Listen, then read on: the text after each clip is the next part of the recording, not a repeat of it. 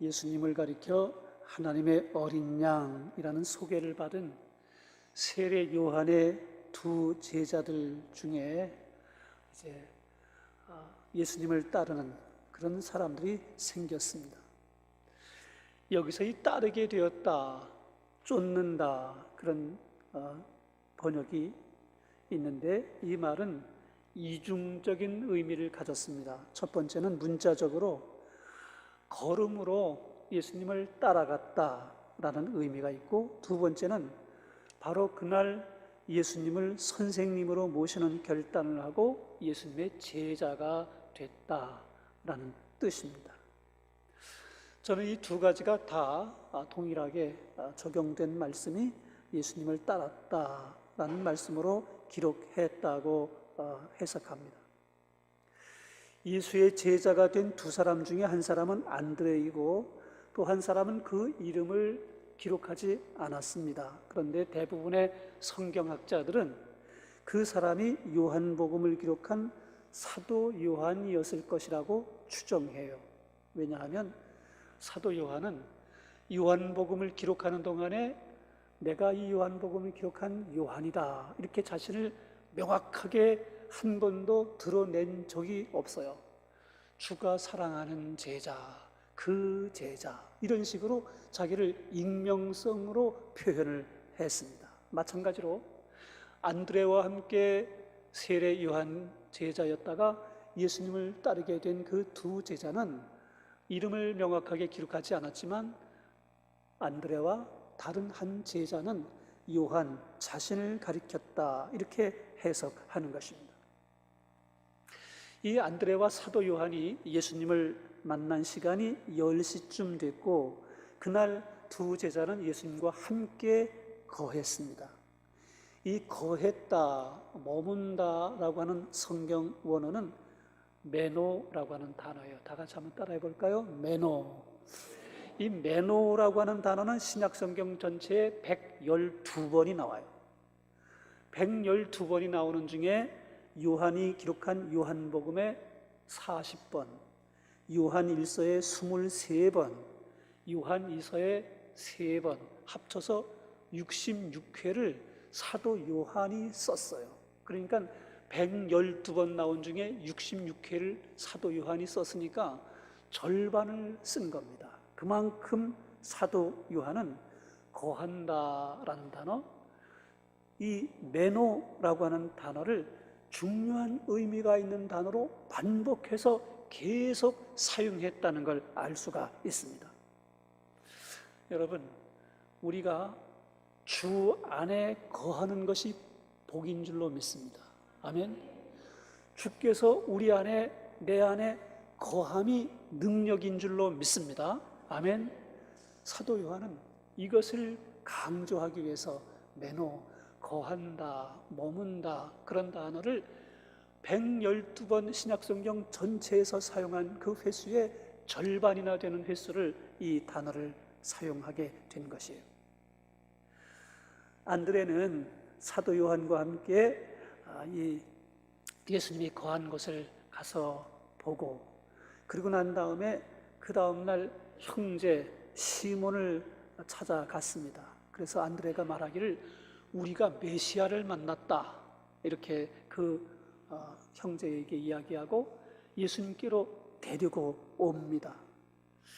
메시아인 예수님을 알고 난 이후에 그 메시아인 것을 다른 사람에게 전한 최초의 사람이 안드레입니다. 그래서 지난주에 말씀드린 것처럼 안드레는 최초의 전도자, 최초의 선교사 그런 이름으로 불리우게 된 거예요. 하나님의 어린 양이라는 소개로 두 제자는 예수님을 따르는 사람이 됐고, 하루를 함께 지나는 동안 안드레는 예수님이 메시아인 걸 깨닫고 난 이후에 자기의 가족, 자기의 형제를 전도한 것입니다. 이때 예수님께서 이 시몬의 이름을 바꿔주지요. 내가 요한의 아들 시몬이지만 앞으로는 게바라 불리게 될 것이다 이렇게 이름을 바꿔줘요. 이 게바라고 하는 단어는 아람어입니다. 아람어로 게바라고 하는 뜻은 이제 이 요즘에 우리가 영어로 말하면 피터라고 하는 말인데, 예수님의 당시 시대에는 아람어를 사용했기 때문에 게바 이렇게 썼고, 이 아람어가 아닌 헬라어 원어로, 성경 원어로 하면 페트라, 이제 이 반석이라고 하는 이름의 뜻이 되게 된 것입니다. 그래서 우리가 잘 아는 시몬 베드로, 그렇게 이제 이 시몬의 이름이 베드로라는 이름으로 바뀌어지게 되는 일이 있었던 겁니다. 요한복음 1장 43절로 46절을 다 함께 한 번 더 화면 보시고 함께 봉독해 보겠습니다. 이튿날 예수께서 갈릴리로 나가려 하시다가 빌립을 만나 이르시되 나를 따르라 하시니, 빌립은 안드레와 베드로와 한 동네 베세다 사람이라. 빌립이 나다나엘을 찾아 이르되 모세가 율법에 기록하였고 여러 선지자가 기록한 그 일을 우리가 만났으니 요셉의 아들 나사렛 예수니라. 나다나엘이 이르되 나사렛에서 무슨 선한 것이 날 수 있느냐? 빌립이 이르되 와서 보라 하니라. 아멘. 예수님께서 갈릴리로 나가려 하시다가 빌립을 만났습니다. 그런데 그 빌립은 베드로와 안드레와 같은 동네 출신이었어요. 베세다라고 하는 동네입니다. 예수님께서 나를 따르라 하시는 요청에 빌립은 바로 예수님을 따르는 제자가 되었습니다. 안드레와 사도 요한은 세례 요한의 예수님을 하나님의 어린 양이라고 소개하는 말을 듣고 예수님을 따르게 된 제자들인 반면에, 빌립은 예수님께서 직접 나를 따르라 불러서 제자를 삼은 것입니다. 빌립에 관한 그 이력이 소상하게 소개되어 있지 않기 때문에 어떻게 곧바로 예수님을 따르게 됐는지 우리가 잘 알기가 쉽지 않지만은, 나다나엘에게 한 빌립의 말을 생각해 보면 빌립은 생각이 깊은 사람이었음이 분명합니다. 성경에서 말씀하고 있는 메시아를 기다리고 있던 사람이 분명해요. 빌립은 예수님에 대해서 이렇게 말했어요. 모세가 기록하였고 여러 선지자가 기록한 그 일을 우리가 만났는데 그 사람이 요셉의 아들 예수이시더라 라고 말했어요. 모세가 기록했고 선지자가 기록했던 바로 그 이 부분에 대해서 빌립이 메시아를 고대하고 있는 사람이었구나 라는 걸 추정해서 알 수 있는 거죠. 그런데 그 예수님을 만났더니 그 요셉의 아들 예수인 줄 알았던 그분이 모세가 기록했고 선지자가 기록했던 바로 그 메시아이더라, 이렇게 나다나엘에게 전한 것입니다. 드러내놓고 이렇게 그냥 시끌벅적하게 하지는 않지만 그냥 잠잠하게 조용하게 그냥 늘 그렇게 사는데 영적인 일에 관심을 쏟고 인생에 대해서 깊이 고뇌하고 그런 분들이 있습니다. 이런 사람들이 바로 빌립 같은 사람들이라고 할 수 있습니다. 교회에 나가고 싶은 마음이 다 준비되어 있어요. 누군가 나보고 교회 나가지 않을래요? 한마디만 하면 나 교회 가고 싶은데, 그렇다고 나 혼자 교회를 찾아가서 등록하고 교회 다닐 만한 용기는 나한테 없고 아무도 아는 사람이 없고 내 발로 혼자서 찾아올 수는 없는데, 그런데 내 마음에는 교회 가고 싶은 거예요.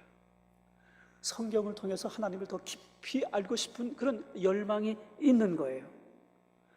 그런 사람들한테 우리가 한마디만 우리 아산철업교회 한번 찾아오지 않겠어요? 우리 아산철업교회 예배 함께 예배 드려보지 않을래요? 한마디만 하면 그분들이 정말 아주 기쁜 마음으로 달려올 사람들이 있는 겁니다. 빌립이 바로 그런 사람이었던 거예요. 이런 사람을 가리켜 저는 예비된 심령을 가진 사람 이렇게 표현합니다. 함께 따라해 보겠습니다. 예비된 심령의 사람. 예비된 심령의 사람. 빌립이 한 말을 듣고 나다나엘이 곧 곧바로 반박해요. 나사렛에서 무슨 선한 것이 날 수 있느냐, 이렇게 반박합니다. 메시아가 온다면 예루살렘이나 유명하거나 전통이 있거나 명망 있는 도시에서 많이 배우고 실력 있는 사람이라면 모를까, 이 시골 변방 나사렛 출신 중에 메시아라니 이게 무슨 말이냐, 이렇게 반박한 겁니다.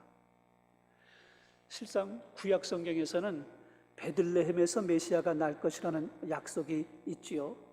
그런데 이 나사렛이라니 이게 말도 안 되는 말을 하지 말아라, 나다나엘이 빌립한테 그렇게 반박한 겁니다. 이런 말을 듣게 됐을 때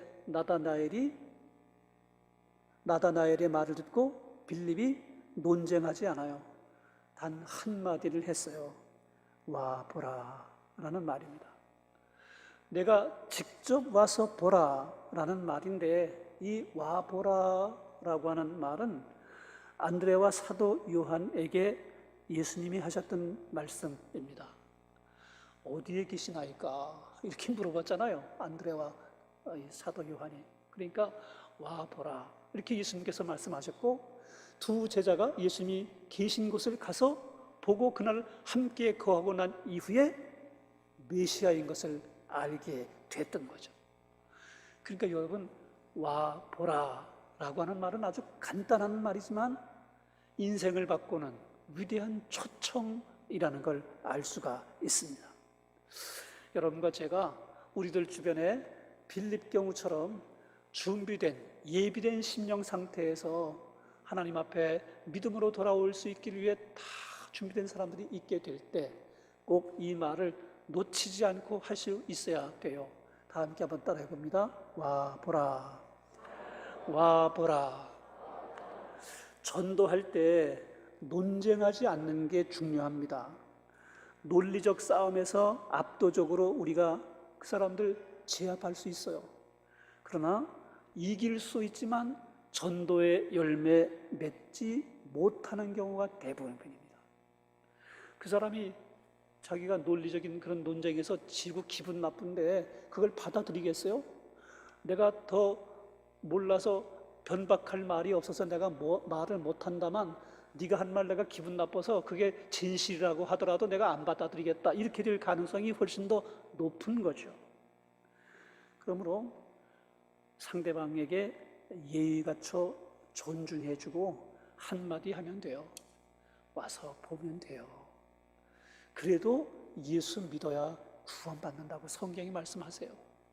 그리고는 거기다가 이렇습니다, 저렇습니다, 성경에 어디에 이런 게 있습니다, 이렇게 막 논쟁해봐야 그 사람은 그 사람 나름대로의 고착된 그런 생각이 있고 논리를 가지고 펴기 때문에 싸움만 더 깊어지고 관계만 더 나빠질 뿐이에요. 전도하는 일로 인해서 논쟁하지 말고 논쟁에는 지되 복음은 전할 수 있는 저와 여러분의 지혜로운 전도가 될 수 있기를 주의 이름으로 부탁합니다. 아멘. 요한복음 1장 47절로 49절을 함께 보겠습니다. 47절. 예수께서 나다나엘이 자기에게 오는 것을 보시고 그를 가리켜 이르시되 보라, 이는 참으로 이스라엘 사람이라 그 속에 간사한 것이 없도다. 나다나엘이 이르되 어떻게 나를 아시나이까? 예수께서 대답하여 이르시되 빌립이 너를 부르기 전에 내가 무화과나무 아래에 있을 때에 보았노라. 나다나엘이 대답하되 랍비여, 당신은 하나님의 아들이시요 당신은 이스라엘의 임금이로소이다. 아멘. 빌립이 데려온 나다나엘을 보시고 예수님께서 이렇게 말씀하셨어요. 보라, 이는 참으로 이스라엘 사람이라 그 속에 간사한 것이 없도다.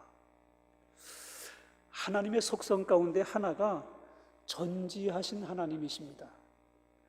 전지하신 하나님, 이건 성경 전체에 반복해서 나오는 하나님의 속성입니다. 예레미야 1장 5절에 이런 말씀이 있어요. 내가 너를 모태에 짓기 전에 너를 알았고 내가 배에서 나오기 전에 너를 성별하였고 너를 여러 나라의 선지자로 세웠다 하는 말씀이 있습니다. 하나님께서 예레미야를 어머니 모태에 짓기 전부터 알았다는 말씀이에요. 하나님께서 예레미야를 이렇게 아시는 것처럼 저와 여러분도 하나님께서 다 알고 계시는 줄로 믿습니다. 아멘. 하나님 나 잘 모르실걸요? 내가 얼마나 숨겨져 있는 사람인데, 무명한 사람인데 어떻게 나를 아시겠어요? 그렇게 생각하세요? 하나님은 지금 세계 인구를 70억이라고 그러는데 그 모든 사람을 다 알고 계십니다. 70억 인구를 다 알고 계신 것도 신비이지만 70억 명 가운데 한 사람인 저를 알고 계신다는 게 더 큰 신비라고 할 수 있습니다. 나를 모태 어머니 뱃속에 생겨지기도 전부터 나를 알고 계신다는 거예요. 여러분, 이게 믿어지고 이해가 되기가 참 어렵죠. 근데 우리 하나님의 그 전지하심은 우리가 갖고 있는 이 지식의 한계로 하나님의 그 전지한 부분을 다 이해할 수 없고 설명할 수 없어요. 우리 하나님의 그 전지하심이 그 70억 명 가운데 한 사람인 나를 아실 뿐만 아니라 나를, 내 과거, 내 현재, 내 미래도 아시고 내 경험, 내가 한 말, 행동, 심령 상태, 내 깊은 속까지 다 알고 계시고 머리카락 하나까지도 다 세신 바 되신다 그랬잖아요. 이게 하나님의 전지하심이에요. 근데 우리 예수님도 하나님이시잖아요. 그래서 그 하나님의 전지하심이 우리 예수님에게 동시에 있는 거예요. 그래서 예수님이 그 나다나엘을 보고 참 이스라엘 사람으로 내 속에 간사함이 없다 꿰뚫어 알고 계신 것입니다. 여러분, 이 간사하다라는 말이 좋은 뜻이에요, 나쁜 뜻이에요? 저 사람 간사하다 그러면 칭찬입니까, 욕입니까? 뭐 그냥 그 사람의 생김이 그렇게 된 걸 말했다 하더라도 기분 좋은 말은 아닙니다. 간사하다라는 말은 성경원어로 돌로스라고 하는 단어인데 사전적 뜻은 간교하여 남을 속이는 재주가 있는 음흉한 꾀로 속인다, 그런 뜻이 간사하다라는 뜻이에요. 뿐만 아니고 낚시할 때 쓰는 미끼를 가리켜서도 돌로스라고 하는 똑같은 단어를 썼더라고요. 지난주에 우리 전사님들 두 분하고 이 교회당 중리층에 있는 그 창틀에 쓰레기가 이렇게 많이 몰쳐 있어가지고 물이 잘 빠지질 않아서 우리 전사님 두 분하고 제가 가서 그거를 다 이렇게 걷어냈어요. 근데 그 바닥을 물이 이렇게 지지한데 다 걷어냈더니 그 바닥에 지렁이가, 손가락 굵기만한 지렁이가 한 서너 마리쯤은 나왔어요. 아이고, 얼마나, 그냥 제가 보고 야, 그거 낚시할 때 쓰면 좋겠어 그랬더니 우리 전사님들이 이 정도면 월척도 낚겠습니다. 정말 지렁이가 그렇게 잘 생긴 지렁이들이 거기 그렇게 있더라고요. 뭐 우리는 고기를 잡는 입장이니까 그렇게 말하는데 여러분, 고기의 입장에서 한번 생각해 보세요. 심각합니다. 낚시꾼이 미끼를 먹음직도 하고 보암직도 하고 탐스럽게 된 미끼를 딱 껴가지고 거기다가 살아있는 먹이처럼 보게 하려고 살랑살랑 흔들기도 하고, 그럴 뿐만 아니라 물 때까지 끈질기게 기다리잖아요. 이게 돌로스라고 하는, 미끼라고 하는 단어인데 간사하다라는 뜻과 동시에 같이 사용되는 단어예요. 이 간사함이 없다라는 말과 참 이스라엘이라고 하는 말은 깊은 연관이 있는 말입니다. 여러분, 이스라엘은 본래 그 이름이 야곱이라는 사람이죠.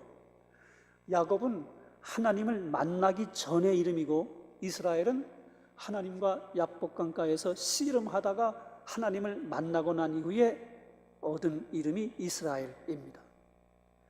하나님을 만나기 전에 야곱은 속이는 사람이었습니다. 형 에서를 속이고 아버지 이삭을 속입니다. 거기다가 외삼촌 라반을 속이다가 나중에는 장인인 라반에게 속임을 당합니다. 거기다 요셉을 팔아먹은 자식들이 요셉이 짐승에게 찢겨 주었다고 거짓말하는 동안에 자식들에게조차 속는 사람이 바로 이 야곱이었습니다. 야곱은 속이는 사람, 간사한 사람의 대명사였던 거예요. 나중에 야곱이 하나님을 만나고 난 이후에 이스라엘로 바뀝니다. 간사한 야곱이 진실한 이스라엘로 바뀐 거예요. 여러분, 간사한 야곱이 진실한 야곱으로 변한 것처럼 예수 믿는 사람은 예수 믿기 이전과 이후가 달라져야 됩니다. 성품이 바뀌어야 되고 언어가 바뀌어야 되고 생활하는 그런 행동이 달라져야 되는 거예요.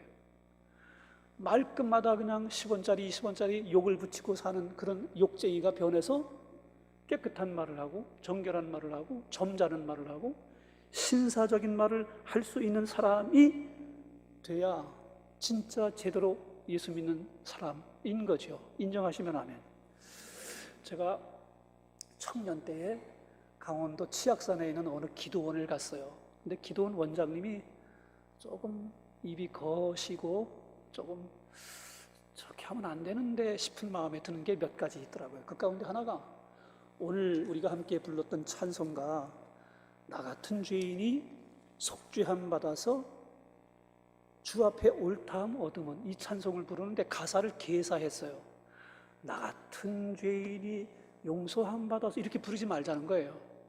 어떻게 개사를 했는가 하면 나 같은 쌍놈이 속죄함 받아서 이렇게 노래를 가사를 개사를 해서 부르자는 거예요. 그것도 아이고 저건 아닌데 싶은데 여자들은 나 같은 쌍놈이 하지 말고 나 같은, 여러분이 상상하는 그거 그렇게 부르재요. 제가 화가 났어요. 찬송가를 가지고 저렇게 하면은 거룩함을 훼손하는 거잖아요. 더럽고 추했던 모습을 버리고 정결하게 하나님 앞에 찬송을 해도 말을 해도 일상생활에도 그렇게 해야 될 사람들이 거꾸로 그렇게 하면 안 되는 거잖아요.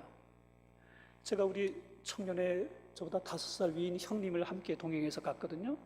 저는 기분 나쁘고 화가 나서 찬송을 부르지 않는데 그 형님은 옆에서 찬송을 부르고 있는 거예요. 웃으면서. 그 내가 화가 나가지고 그냥 옆구리를 콱 찔렀어요. 찬송 부르지 말라고. 그랬더니 그분 하는 태도가 아니야, 나는 지금 너 같은 쌍놈이 속죄함 받아. 나 지금 그렇게 부르거든. 나 같은 쌍놈이 아니고 너 같은 원장님을 향해서 그렇게 부르고 있더라고요. 뭐 재미는 있었는데 그것도 아니죠. 그렇게 하는 것도 아니죠. 여러분, 예수 믿는 사람은 그 믿음 이전과 이후가 달라져야 돼요. 언어가 부드러워지고 친절해야 됩니다. 예수 믿고 난 이후에도 여전히 다른 사람 보면 정죄하고 소리 지르고 말이 거칠고 욕하고 이러면 덕스럽지가 않아요. 예수 향기를 낼 수가 없어요. 특별히 우리 연세 드시는 어르신들 조심하세요. 나이가 먹으면 말을 함부로 하더라고. 말을. 그래가지고 좀 그냥 점잖게 하면 좋은데 그냥 너무 그냥 쉽게 그냥 퍽퍽 말을 해가지고 다른 사람들한테 상처를 주는 분들이 계세요. 여러분, 이 이스라엘 간사함이 없다, 참 이스라엘이다, 이렇게 나다나엘을 칭찬했던 예수님의 그 말씀을 마음에 새기는 우리 모두가 다 되어야 됩니다. 마음의 은혜가 되시면 아멘. 아멘. 나다나엘은 그 말을 듣고 깜짝 놀랐어요. 어떻게 나를 아세요? 라고 묻습니다. 근데 나다나엘이 그렇게 물을 때 예수님은 더 놀라운 말씀을 하세요. 빌립이 너를 부르기 전에 내가 무화과 나무 아래 있을 때 보았노라 라고 말씀하십니다. 나사렛에서 무슨 선한 것이 날 수 있느냐 하는 그 나다나엘이었는데 자신의 그 속을 다 꿰뚫어 다 아시고 무화과 나무 아래 아무도 몰래 나 혼자 있었던 그것까지도 다 아시고 계신다 하니 이게 얼마나 깜짝 놀랄 말씀이냐는 말이죠. 그래서 그 앞에 이렇게 대답합니다. 랍비여, 당신은 하나님의 아들이시요 당신은 이스라엘의 임금이로소이다. 여러분, 요한복음 1장 50절로 51절 말씀을 다 같이 함께 봉독해 보겠습니다. 50절. 예수께서 대답하여 이르시되 내가 너를 무화과나무 아래에서 보았다 함으로 믿느냐? 이보다 더 큰 일을 보리라. 또 이르시되 진실로 진실로 너희에게 이르노니 하늘이 열리고 하나님의 사자들이 인자 위에 오르락 내리락 하는 것을 보리라 하시니라. 아멘. 무화과나무 아래에서라는 예수님의 말씀은 당시의 유대인의 생활상을 좀 더 알면 이 말이 아주 귀한 말씀이라는 걸 알게 돼요. 우리나라에도 동네에 큰 느티나무 정자가 있는 동네들이 간혹 있죠. 그 느티나무가 동네 어린이들의 놀이터도 되고 마을 경로당도 되고 쉼터도 되고 마을 사람들이 함께 모여서 중요한 일을 의논하는 회의 장소도 되고, 또 깊은 밤에는 간절한 기도 제목이 있는 사람들이 거기 가가지고 물 한 그릇 떠놓고 비나이다 비나이다, 우리 주섭이가 대학에 꼭 합격하게 해주세요, 이렇게 빌고 이렇게 하는 용도로 그런 고목나무들이 동네에 있었습니다. 이 유대인들은 무화과 나무를 그런 용도로 썼어요. 그래서 성경 읽고 묵상할 때 아무도 모르게 하나님 앞에 나가서 은밀하게 기도하고 싶을 때 이 무화과 나무 아래 가서 묵상하기도 하고 깊이 기도하기도 하고 그런 용도로 이 무화과 나무를 찾았던 겁니다. 그러니까 아무도 모르게 내가 무화과 나무 아래 가서 그렇게 성경도 묵상하고 내가 아무도 모르는 그 시간에 나가서 하나님 앞에 기도하기도 했는데 예수님께서 그걸 다 보시고 알고 계셨다라는 말씀을 하시니 그 예수님의 그 전지하심에 이분이 사람이 아니고 하나님이시로구나, 이분이 바로 메시아로구나, 그렇게 그분 앞에 깨닫고 고백을 한 게 49절인 겁니다. 하나님의 아들이시요 이스라엘의 임금이로소이다 라는 고백이 바로 그 고백인 거지요. 여러분, 우리 하나님은 우리의 일상생활 전체를 다 보고 다 듣고 다 알고 계신데, 특별히 무화과 나무 아래에 있는 그 시간을 하나님께서 주목해서 보고 계시다는 걸 여러분 아셔야 돼요. 무화과 나무 아래 찾아 나갈 때에 이 이스라엘 유대 사람들의 심정은 고독하고 외롭고 답답하고 내 힘으로는 해결할 수 없고, 그래서 하나님을 찾는 시간인 것입니다.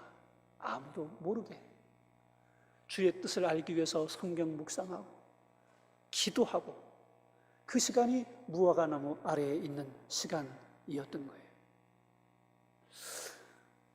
우리 성도님들 가운데에도 이즘에 수요 예배나 새벽 기도 정한 시간 아닌 시간에 교회에 오셔서 기도하는 분들이 더러 계세요. 저하고 딱 마주치는 분들도 계시고, 또 제가 없는 시간에 왔다가 이렇게 가는 분들도 계신데, 바로 그 시간이 무화과 나무 아래에 있는 시간입니다. 기도가 안 돼요, 그런 분들이 계세요. 기도가 안 될 때는 어떻게 하면 좋아요? 많은 분들이 주기도 응원을 계속 암송하세요, 그런 분도 계신데, 저는 그렇게 하려고 하지 않아도 된다고 그래요. 그냥 하나님 한마디만 하셔도 하나님이 다 아시고 다 보고 계시고 다 들으신다고 저는 가르칩니다. 여러분 인정하시면 아멘. 하나님 앞에 나가서 내가 할 말은 많지만, 내가 너무 힘들고 어렵고 논리적으로 내가 기도를 할 수 없지만, 하나님 아버지 부르고 울고 통곡하기만 해도 내 마음속 깊은 속에 그 맺혀지는 그 고독함과 그 외로움과 내게 해결할 수 없는 이 문제를 하나님께서 다 보시고 다 들으시고 그 문제를 주목해서 하나님께서 응답해 주시는 은혜가 있게 될 줄로 믿습니다.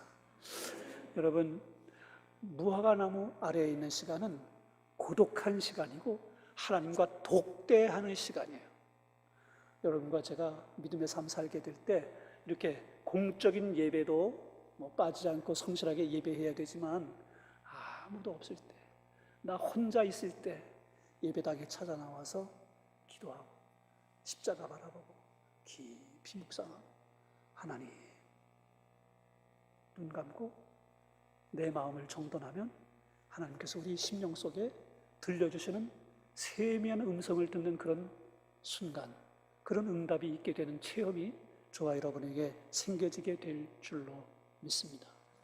아산천국교회 모든 성도들이 무화과 나무 아래 이 말씀을 마음에 새겨서 하나님 앞에서 이 은혜가 우리 모든 이들에게 귀한 교훈이 될 수 있길 주의 이름으로 축복합니다. 아멘. 거룩하신 아버지 하나님, 요한복음 1장 39절 이하의 말씀으로 마음에 새깁니다. 무화과 나무 아래에 있는 시간이 우리에게 참으로 소중한 시간이요, 또 꼭 필요한 시간이요, 힘들고 어려운 이들에게는 반드시 주께 나와야 될 귀한 기회임을 깨닫습니다. 우리 아산천국교회 성도들 가운데 사람에게 말 못할 고민을 갖고 있고 또 하나님 앞에 깊이 기도하고 싶지만 기도가 되지 않아서 하나님 앞에 안타까움을 갖고 있는 이들이 무화과 나무 아래 그 은총을 경험할 수 있도록 하나님 축복하여 주옵소서. 오늘도 귀한 말씀으로 마음에 새길 수 있도록 우리를 인도해 주신 것을 감사하고 우리 구주 예수님 이름으로 기도하옵나이다. 아멘.